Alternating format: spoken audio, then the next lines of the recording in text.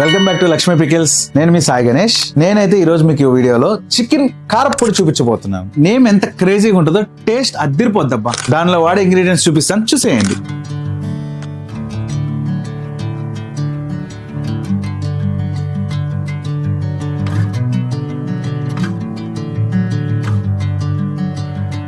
So ఇందాక చూపించిన ingredients అన్ని ఈ కారప్పొడిలో మిక్స్ అయ్యి బ్లెండ్ అయ్యి ఫినిషింగ్ ఎంత బాగుంటుందో మీకు నేను చూపించేస్తాను, చూసేయండి.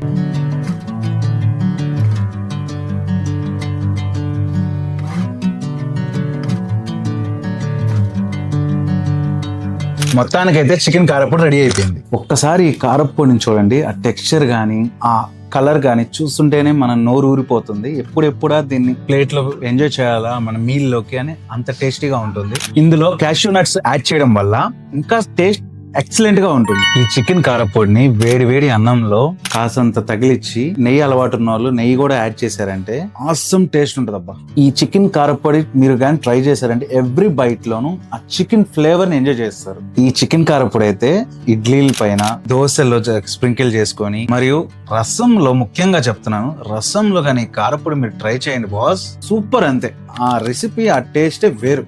ఈ చికెన్ కారప్పొడి అయితే నెల్లూరు చుట్టుపక్కల గానీ ఎక్కడా దొరకదు, ఎందుకంటే ఇది మా ఓన్ రెసిపీ. మీరు ఈ చికెన్ కారప్పొడి ట్రై చేయాలనుకుంటున్నారా? అయితే ఇప్పుడే వచ్చేసేయండి మన లక్ష్మీ పికిల్స్ నెల్లూరు.